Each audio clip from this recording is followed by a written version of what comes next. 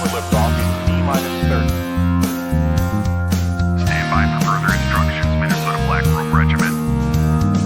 Secondary guidance systems engaged. Minnesota Black Robe Regiment, it will be on my mark.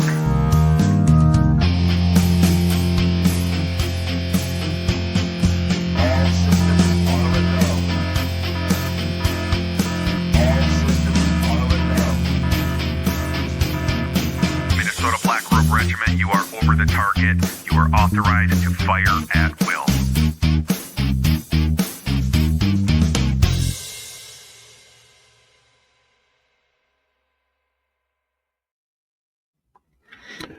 Hey, thanks for stopping by. TC and Friends Monday Night Musings. This is season 4, episode 6. We're in the anniversary week of the show.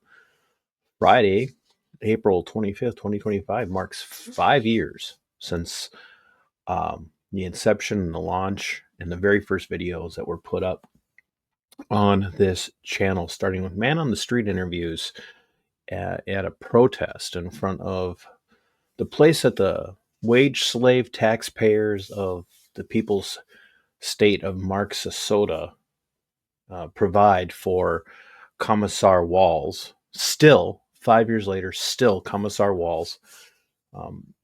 You know him as Governor Walz of Minnesota, where he lives. And so be looking for an anniversary day video coming out. I don't know. I might do it as a drive time dialectic. I might do it as pre-recorded. Haven't decided yet. So, but anyway, yeah, anniversary week. But this is season 4, episode 6 of TC and Friends Monday Night Musings.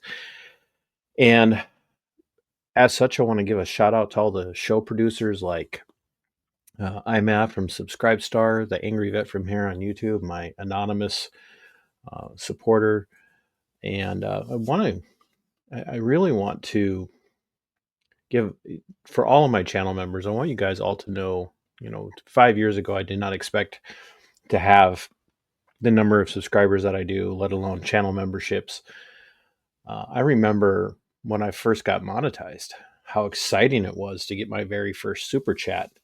And that came from my friend Pirate Tomsky from Great Britain, who sent this mic to me. But it was a really exciting development to even be able to get monetized. And here I am now, 4 times the number, almost 5 times the number of people that at the time that it took to get monetization. And we're growing, and I really appreciate that. So big thanks to everybody, to the subscribers, to the channel members. And if you're watching this on Rumble and you're wondering what TC and Friends Monday Night Musings is and how this is season 4, episode 6, when I haven't put all that stuff up on Rumble, I'm working on putting a lot more stuff up on Rumble.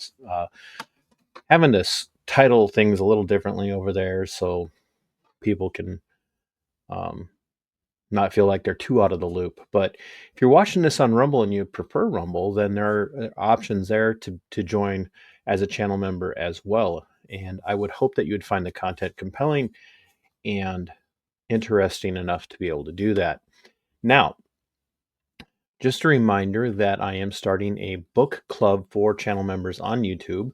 We're going to be reading Henry Hazlitt's Economics in one lesson. I'll be reading, several chapters at a time, and then coming back after we do those chapter reads for the channel members and offering a live chat for channel members only, a live stream chat for channel members to come in and talk about their views on what Hazlitt has to say about economics, micro and macroeconomics, and also in particular about Austrian economics and where you are at in your perspective on economics. I know that most people have no idea what their economic perspective is, and I would tell you that most people are actually Keynesian in their economic perspective, because that's what the government indoctrination centers that you call public schools teach. It's Keynesian economics. Now they're also more and more teaching Marxist economics. I'm just going to leave that out there. So if you're interested in taking part in that book club and that chat, come in, join as a entry level ACT localist, and we'd glad to have you as a recruit to the channel for ACT localism here at MBRR Media Minnesota Black Robe Regiment podcast. So tonight for this Monday night musings, we're going to be taking a look at some pushback that I received on the video of Rochester, Minnesota Police Department staff, an officer on the road that I asserted, and I continue to assert, yelled what would amount to a profanity if you were yelling this in public and they heard you. Now that video is linked here, but the pushback that I received was from, I don't know if the person has subscribed to the channel or not, but they took exception at what I said and how I said it was the officer who was yelling it. Excuse me. Monday night musings and all, I suppose. Yawns are acceptable on a Monday? I don't know. But anyway, so we're going to take a look at his comments, and then I'm going to make my argument showing him why he's wrong. And I think you guys will agree. So here we go. So we have Jerry Thompson here, has come out, and his statement is, you and your podcast, here, I'll see if I can highlight it. You and your podcast appear biased, and all you do is assume without facts. It is obvious that the civilian in the car driving away is the one yelling at the officer, and then you have no knowledge that the officer did not, in fact, give a citation for something else. Now, that's true. I know that I don't know that he didn't. But I was drawing a conclusion based on what I know about how officers operate. I have inside firsthand knowledge of how officers operate. So you just assume the opposite. Your podcast takes a stance of bias and is unreliable, and you don't fact check. You are spreading misinformation to the community you say you care about. And if you live in the city you talk about on your podcast, shame on you. No one's ever said I wasn't biased, Jerry. I have a bias. I distrust the law enforcement community. As a whole, the law enforcement community is corrupt. There is not a single member of the law enforcement community that has not violated their oath to the Constitution. Not a single one. Every single member of the law enforcement community has violated their oath to the Constitution and to the Republic. And so I am not obligated to not be biased in this. I don't believe media as a whole, journalism as a whole, is not obligated to be unbiased. You cannot approach any topic and not be biased about the topic. Am I even obligated to try to remain neutral and paint a picture wherein I am being completely neutral, even though my bias exists? I'm not. I'm not obligated to do that. And as a matter of fact, the entire purpose of this channel is editorialization and commentary. I editorialize and I do commentary. When it comes to the law enforcement career field, my editorialization and my commentary is based on what I know, having been in the field for almost 13 years. And while I wasn't a street cop, I worked around street cops all the time. I have a family member who is a street cop. He knows my position now. So, no, I am biased. I think that the vast majority of people in law enforcement experience a incredibly high level of cognitive dissonance. On one hand, they believe they're helping the community, and on the other hand, they know that the very existence of their job these days is, by and large, detrimental to liberty and freedom within the United States. They enforce laws and policies that run completely contrary to the philosophical uh, positions that our founding fathers believed in. They have become a standing army. They are oftentimes actually better equipped than a lot of military units. In particular, just where I worked alone, the Olmsted County Sheriff's Office and its partner agency, if you will, the Rochester, Minnesota Police Department that I am critiquing in the video that we're going to take a look at again, they have a massive amount of surplus military equipment. They are better armed than any National Guard unit in the state of Minnesota, minus, the Air National Guard. And that's just a different type of equipping. So, yeah, I am biased. And your point, our commentary channels, our editor, are those of us that editorialize, are we required to not be biased? And I am doing my level best to convince people, especially people who would consider themselves conservative, to stop thinking of cops as the good guys, to stop thinking of cops, stop thinking of law enforcement, stop thinking of police, deputies, marshals, FBI agents, uh, Bureau of Tobacco, Alcohol, Tobacco, and Firearms, you name it, any kind of law enforcement agency. I want them to stop thinking of them as the good guys, and at the very least, take a neutral position towards them and say, you need to earn my respect. You need to earn my trust.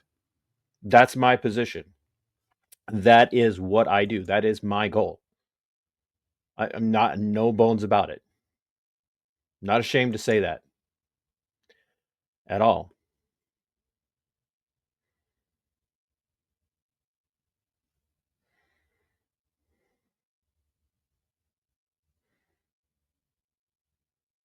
Best case scenario, people will stop trusting cops. You do never, ever, ever, ever trust cops. Ever. I don't care if you're the victim of a crime. Don't trust cops. Don't talk to cops. Don't give cops information. Don't answer any questions ever. You do not talk to cops. Cop shows up at your house without a warrant, tell him to get off your property or you'll have him trespassed.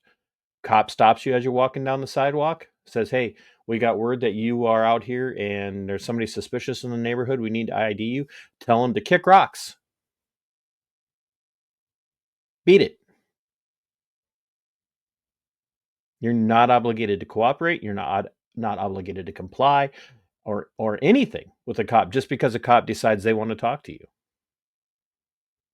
Until they can articulate a reasonable suspicion that you have or are about to commit a crime.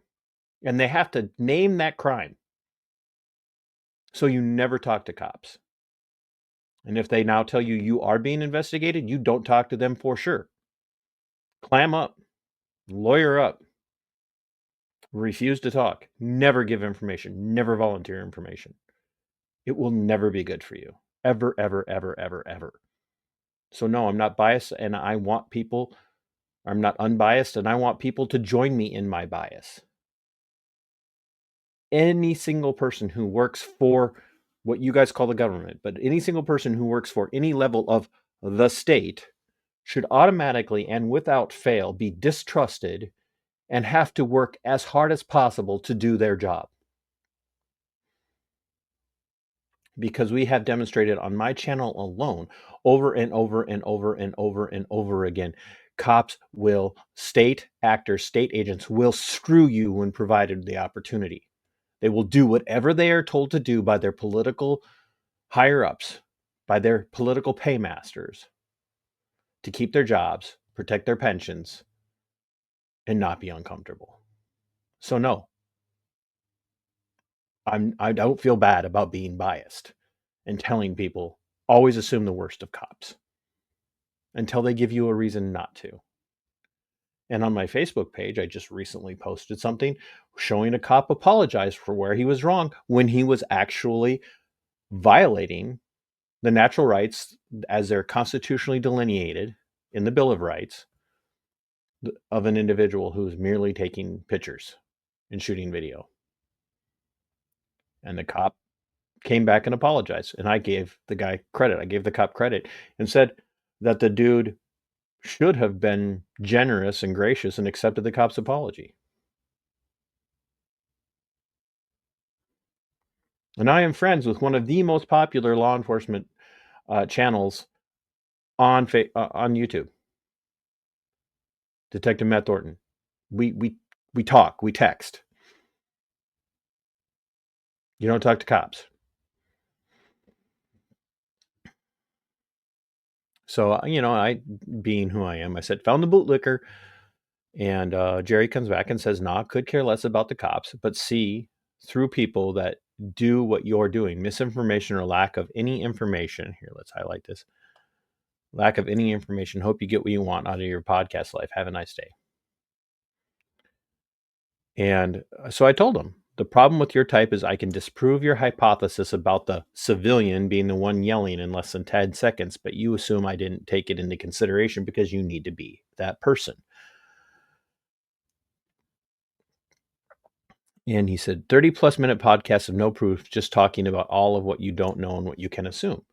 No, reasonable conclusions are different than an assumption. Absolutely different. And I want to address something here too, this civilian. Now, I'm glad to see that he put it in quotes because cops are civilians, by the way. I will beat this into the ground until it's a bloody pulp. I'm sick and freaking tired of cops saying, you civilians don't understand. Buddy, that badge and that gun and the authority of the state does not make you not a civilian. Cops are civilians. They're civilian law enforcement. They're not soldiers, even though they most of the time dress like soldiers, talk like soldiers, and act like soldiers. They have paramilitary organizations. They are still civilians. Cops are civilians, just like you and I. Stop referring to yourself as a civilian and cops as not. Stop referring to them as their rank. I don't give anybody the pleasure or the respect of referring to them by their title or by their rank. I've got friends that are senators. I've got friends that are members of the House of Representatives. I have a friend who's a mayor. I have a friend who are on the city council. I have friends that are county commissioners. I have literally friends that pretty much, you name it, outside of like at, in the White House type levels. And if I met Donald Trump, I wouldn't be Mr. President. I'd be like, how you doing, Trump? I'd do the same thing to a Democrat. You don't get differential treatment because of the position that you've been voted into or hired into. I don't go, hello, officer. Thank you, officer. How are you today, deputy? How are you, sergeant, lieutenant, captain, chief? Unless I'm saying something to be cheeky or sarcastic. Or I point out when they're doing something wrong and then I use their rank or their position to highlight just how egregious their behavior is. So they don't get that. I don't go, hey, Senator so and so or Representative so and so, and I'm damn sure not going to do it for cops. I don't even refer to the people I know that are doctors as doctor. I just don't. Unless I don't know their name at all, and the only thing I know about them is that they're a doctor. And then it's because you got to call them something. So yeah, he says 30+ minute podcast of no proof, just you talking about all of what you don't know and what you can assume. And I said, rightly so. Yeah, here you are trying to discredit me. Did we hit a raw nerve? And I admit I'm aggressive here. I love pushback. I love people who come in. One, it drives me into the algorithm. It keeps the content going. But the other part of this is I don't owe anybody my time in a comment section, but I do try to comment. Sometimes I have more time than others. Sometimes I get very few comments. Other times I get a lot of comments, and I can't respond to every comment with an actual interaction. But I do try to give, especially detractors, my time. But I don't owe them something for watching and commenting. And so I'm like, here, we're going to get to this point, right? We're going to get to a point, and we get to it here. And this is what Jerry says. MBRR podcast, would you even truthfully admit you were wrong if you were and actually own it? Tell the truth if you've ever found out. Tell the truth if you ever found out based on facts. Either way, that's what you should do. And this is it. This right here. That's what it is. He wants me to say I was wrong. And to some degree, he's right about one thing. As it's going to be very difficult for anybody to disprove what I'm saying.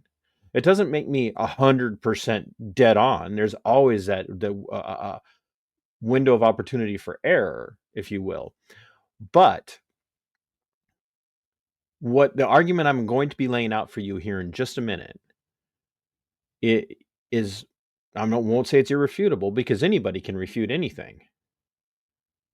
But being a student of cop nature, having studied them in the wild, if you will, if you don't get that reference, it's a throwback to Cletus, and Cletus is another member of my channel, and Cletus is a nature video producer. And one of the things that he does is he studies the North American Paratai Via, the North American road pirate, the North American Paratai Via, in its wild natural habitat.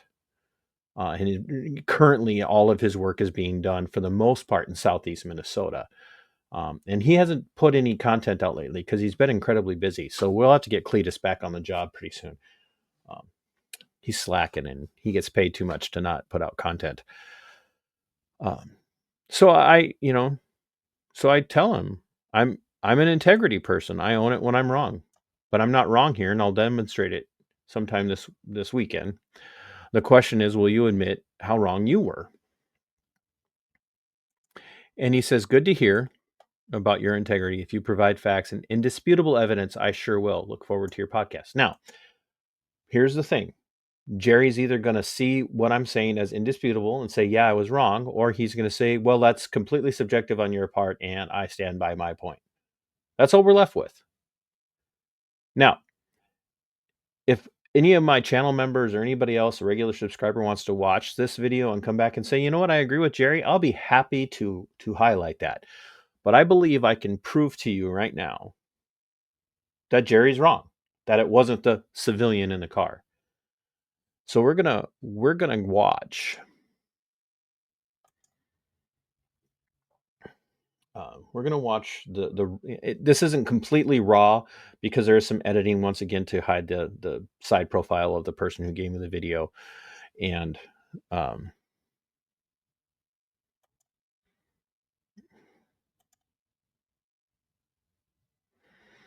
here we go. And I'm going to let this play through its minute, and then we're going to break it down.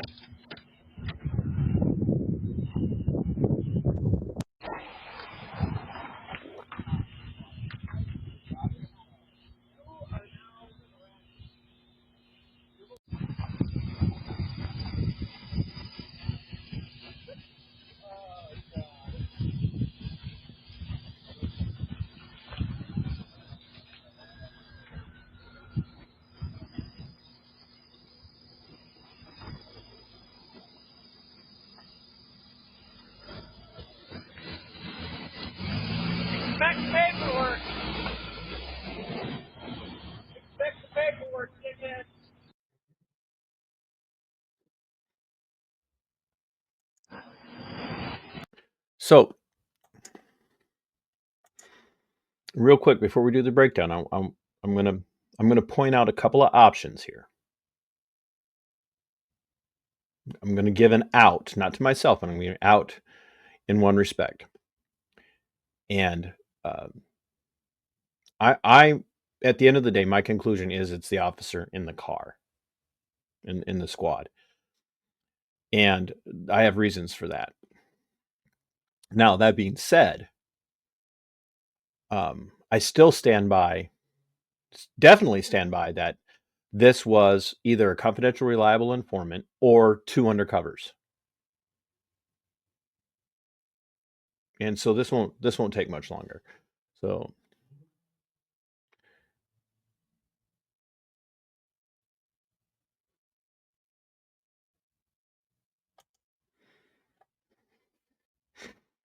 now I want you guys to pay very close attention here to the level of sound quality as the car pulls in.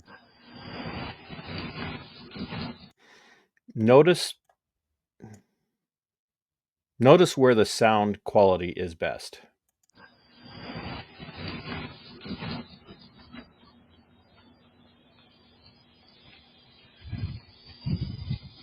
All right. So if you didn't catch that, the sound quality is best right when each vehicle gets to this area, right here.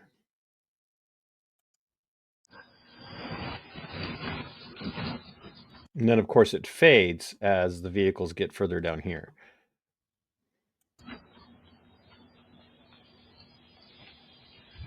You can even hear, let's go back just a little bit. The sound quality is so sensitive right in this area that you can actually hear the little bit of sand or gravel underneath the squad's tires. Did you catch that?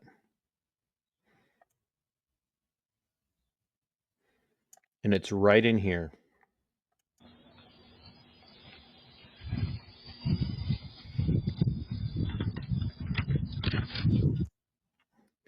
And now let's compare that sound of gravel or sand underneath the squad's tires.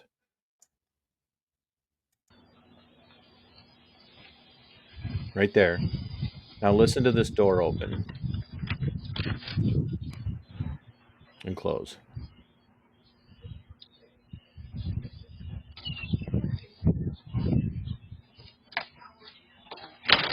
Now that's in keeping with the sensitivity of this. And this is going to come in handy here in just a second. Well, not a second, but we're going to watch this other car pull in now. And there's something else I want to keep in mind too, is that this is not, I don't care who you are, this is not a normal situation on a traffic stop. This officer, when this other car pulled in, did not get jumpy at all. That tells you a couple of things right out of the gate. Because what do we hear all the time from cops? Officer safety, officer safety, officer safety, officer safety, officer safety, officer safety, officer safety. A lot of times they freak out if they know that you're streaming on a traffic stop. And you will hear that. There's countless videos out there. You need to turn that. Are you streaming that or are you recording it? Oh, you're streaming it? If you're streaming it, I want it turned off. Why? Because we don't want people showing up here. If you don't believe me, go just look for the number of videos out there where cops are saying that when you're streaming it. You get on the phone, get off the phone. Who are you calling? I'm calling my significant other. I'm calling my friend. I'm calling my buddy. I'm calling I'm calling my posse. No, you are not. Don't you tell them where we are. We don't need anybody else showing up here. It's officer safety. But what do we get here?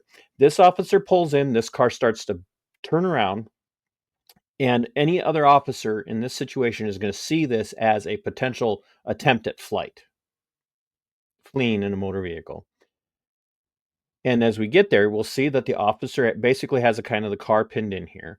And then this other car comes up, and the officer's already out of his car. Doesn't get jumpy in the least. But I also want you to pay very close attention to the audio quality way down in this corner.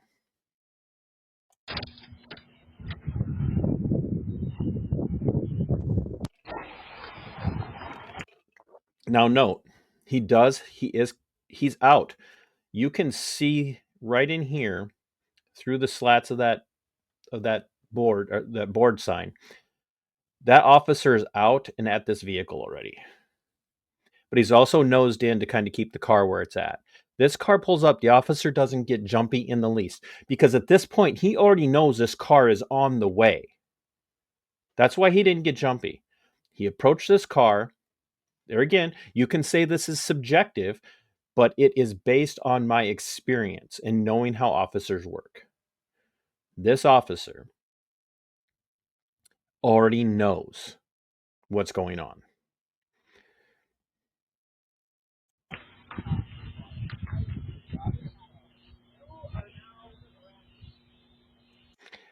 And all you could barely hear, and you are now. But it's very lighthearted and it's very jovial. It's telling me this guy did not get a ticket. And once again, this is either a confidential, reliable informant. So in other words, a criminal who's basically getting a kickback for being a rat. That car pulling up is either so that first car is either undercover or a CRI, and the second car is the handler car, which is being manned by somebody who's undercover, probably violent crimes, street crimes task force. So he knows he's okay, which is why he doesn't freak out here. Now, in the video that's provided, there's a gap because their camera times out.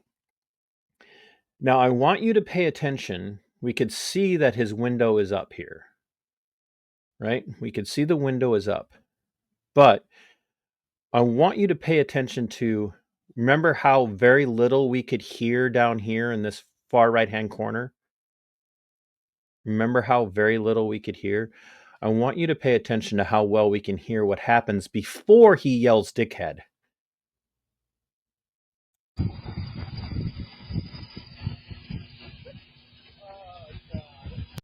So, remember what I said about the sound? This area right here, right? This is where our most sensitive. So we're at 42 seconds there. Let's go back.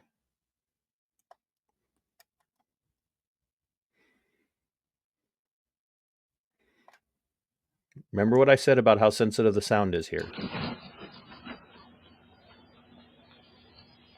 You can hear the sand under the tires right in this area. Now let's speed up to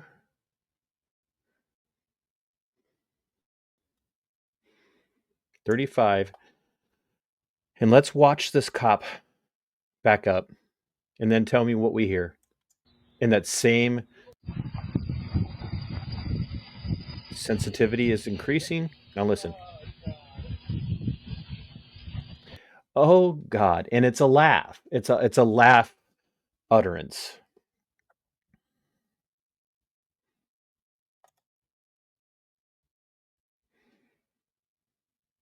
And he is right in from the initial drive through. The most sensitive spot was right in here, but he then backs in closer to the camera, and so the mic and whatnot on the doorbell system.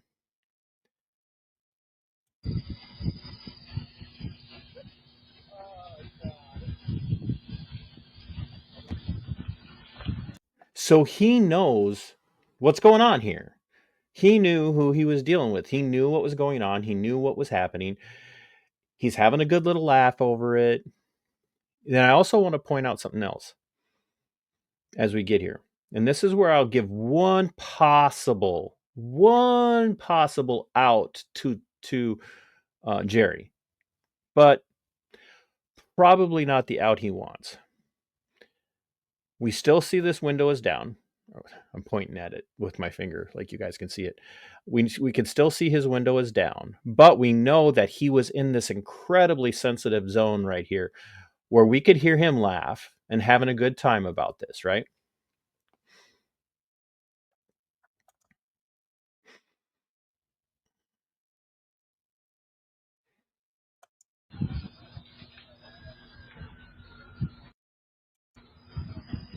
Now, this CRI or this other undercover stops right here, is waiting for his handler. And I will immediately tell you right now, this person is not the one that yells.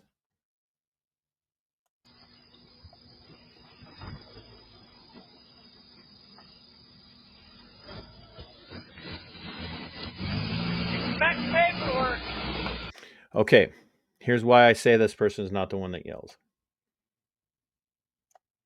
As they're pulling away, he spells, this is the first time he yells it. He yells, expects paperwork. And remember, my conclusion is still that it's him yelling it because we have the best audio here. And we know it's good here because he's even closer to the camera because he's backing up to where the camera is mounted. He yells, expect the paperwork. This individual waves a greeting of sorts.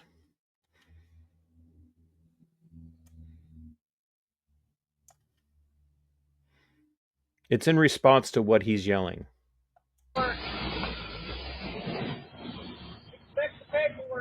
Now, here's the one potential out for Jerry. There is a slight chance, there is a very slight chance that the first yell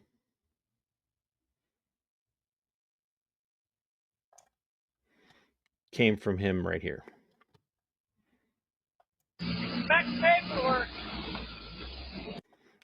And I say that there's a slight chance that it came from him because there was some sort of motion.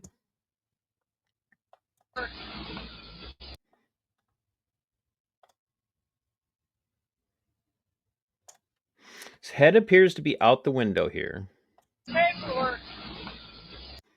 So it could be. We watch that again.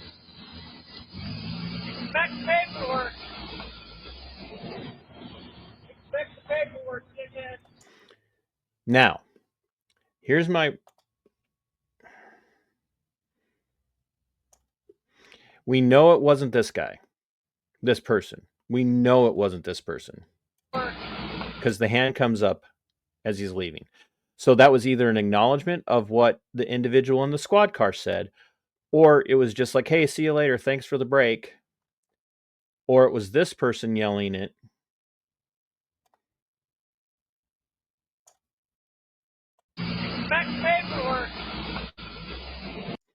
Very, very well could be this person, but does this give RPD a chance to get off the hook here? No, because this person is not. This whole scenario, no matter which way you slice it, this has absolutely has all the earmarks of a CRI or another undercover. And I'm going to say, based on this comment of expect the paperwork, if it came from him instead of him, has all the earmarks of this being a handler.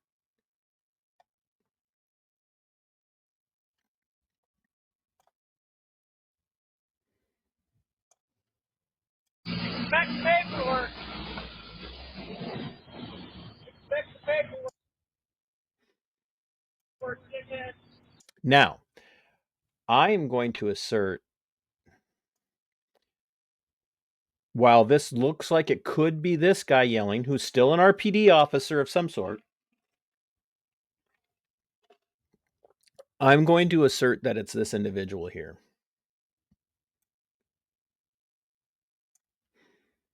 Expect the paperwork, dickhead.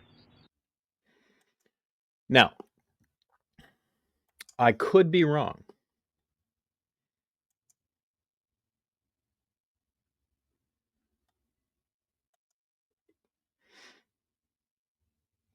I could be wrong. Could be wrong about which one yelled it, but what I'm not wrong about is that they're both cops. They're both cops. Without question, without fail, they're both cops.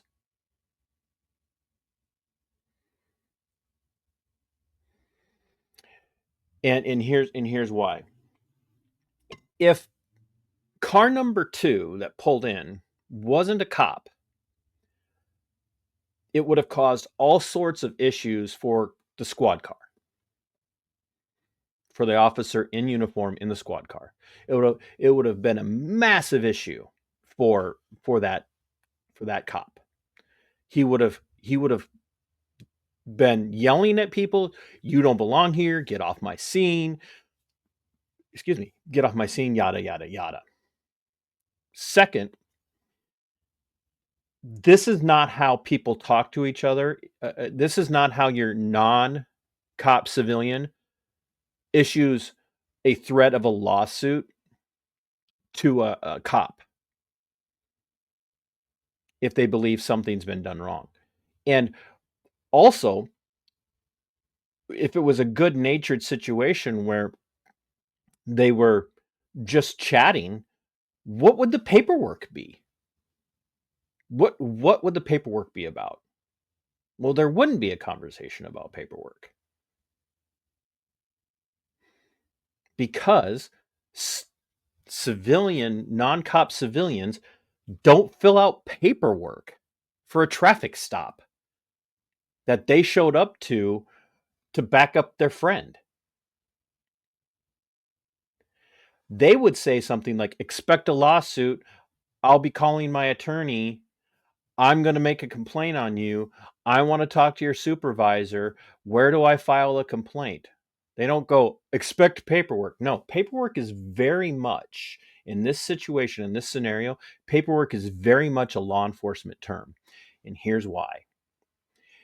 Either the guy driving the squad yelled, "Expect paperwork, dickhead," because he's now got an extra layer of work to do to protect the undercovers or the confidential reliable informant, or the guy who's the follow car is the handler who's the undercover for street crimes or violent crimes in Rochester. And they have a street crimes task force in southeast Minnesota. They have a violent crime and drug task force. And Rochester in particular has a street crimes task force that dress like your everyday non-law enforcement civilians. They get beardy and scruffy and they drive around in literally drop dark cars with dark tinted windows. What's that look like? And that's, let's take a look at that squad. Or not that squad, excuse me. Take a look at that car.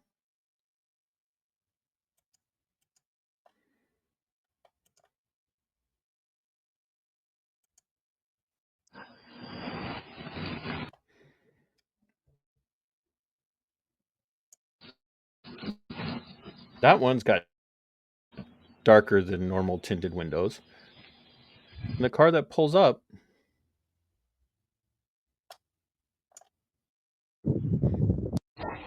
not really dark tinted windows, but dark car. So you've got a car with dark tinted windows, and you've got another dark car coming up. And these are the kind of cars these guys drive. And here's that, oh God. So this is all good-natured ribbing. This is not a frustration situation. So if everybody's having a grand time here. So if everybody's having a grand time, why are they having a grand time? What's going on? What's the dealio? So the comment about "expect paperwork, dickhead" was coming from a cop about a situation where you just made my life more difficult, because one of them, both cops, guaranteed they're both cops. Obviously, the one in the squad car in uniform is a cop, and the other one's a handler. Either it's all three are cops, or there's two cops and a CRI. No ifs, ands, or buts. That's all it is. That's the only thing it can be. We're not dealing with one civilian cop and two non-cop civilians.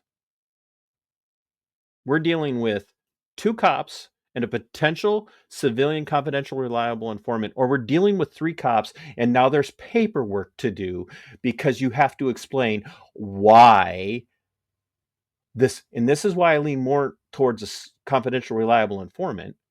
Why does the confidential reliable informant have contact with law enforcement, and why should his probation officer not, his or her probation officer, not get involved and have them hauled in for violating the parameters of their probation or their parole? That's all it can be. So I will acquiesce that it could have been the third car on scene that yelled, "Expect paperwork, dickhead." I'm leaning towards I'm leaning, I'm not leaning, I'm still pretty convinced it was the officer in the squad. Could be wrong on that, but I'm not wrong about the core fundamental aspect. Two cops. That's your option. One of the two cops displayed incredibly unprofessional behavior because they didn't know that they were on camera and was yelling what some people would consider a profanity out the window at his buddy, because it's okay when we yell profanities at each other even if it's unprofessional and no one can hear it. So, Jerry, I appreciate your pushback, but all you've managed to do is make my point for me. I could be off a little bit, might be off on which one of the cops yelled it, but I'm not off on it was a cop yelling it. There's like no way around it, because nothing about this stop was a traditional traffic stop. Nothing about this stop was a traditional traffic stop. And there's nothing about the end of the traffic stop that indicates there was any hostility or any concerns at all about safety and security for the officer. And so if it was two non-cop civilians barking at this cop about violation of rights and yada, yada, yada, there'd have been another squad on the scene by then. He would have called for backup. You want to know why? Because I know how they operate. I've seen it countless times. Countless times. I know the inner workings and the mentality of these people inside and out.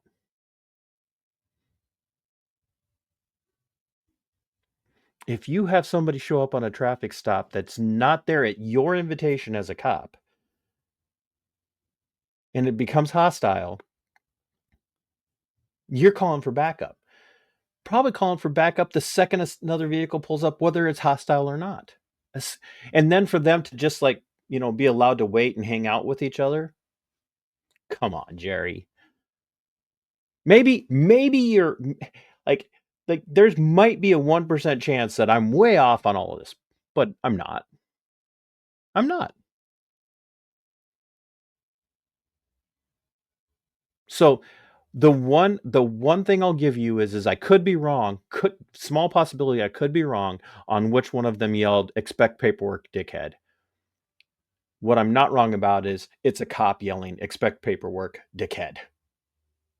End of story. It's what it is. Badged, for lack of better terminology, badged gun-carrying enforcement agents of the state who are tasked with being professional and ethical and above board at all times get to yell "expect paperwork, dickhead" at each other because they're upset about the extra paperwork that they have to do now because of this situation, and they don't know they're on camera, so that they get to be unprofessional and conduct themselves in a very immature and stupid way. There's no disputing it. So if you're out there and you're a fan of the show and you agree with Jerry that I got this way wrong, I'd love to hear from you. If you're Jerry and you want to say, "Oh, well, I got you, it wasn't the guy that you think it was," you're going to have to acknowledge that everything else I'm saying is right. So what we're left with is two cops, two cops and a confidential, reliable informant. And one of the two cops is just being a dickhead because they can get away with it. So I know I said I could prove you wrong in like 10 seconds or something, but this is content for the show, so it can't be just 10 seconds. But love to hear from you again, Jerry. Love to hear from you again, because I think when you go back through and you watch this again and watch how I broke it down and showed you the audio sensitivity of the best sound and what area it's coming from, I'm pretty sure you're going to have to, admit, not only is it probably the guy in the squad, even if it's not the guy in the second car is the one who yelled it. It's not the guy in the first car. It's the guy in the second car. And the guy in the second car is way too comfortable with this entire situation. And the cop in uniform is way too comfortable with the entire situation. So what you're left with is two cops and a confidential, reliable informant. And the two cops get to talk to each other however the hell they want to talk to each other. Screw professionalism, because, there's nobody paying attention to us. Well, we were paying attention this time. So, Jerry, I appreciate your feedback, but I think I got you. I know I got you, because I know how these people operate. I know how they work. Whoever it was that yelled it, one of the two cars, was a cop. And it was unprofessional, and it shouldn't be tolerated. Because if I yelled something like that at them, they would find a reason to write me a ticket for something. All right, everybody, thanks for tuning in for episode 6 of season 4 of TC and Friends Monday Night Musings. I'll be looking forward, look forward to my anniversary celebration show this week, and I'm probably going to have up some shorts and other things this week. I have from a week or so ago, I have video of a Minnesota Department of Agriculture vehicle that thinks they can go however the hell fast they want to go in whatever speed zone it's in, and drive however they want. And I get to show you how traffic stops, which are meant to help ensure people's safety, were causing an incredibly dangerous scenario. So until next time, my friends, fight for your liberty. It is yours. Fight for your freedom. It belongs to you. And sic semper tyrannis. We are go for liftoff in T-minus 30. Stand by for further instructions, Minnesota Black Robe Regiment. Secondary guidance systems engaged. Minnesota Black Robe Regiment, it will be on my mark.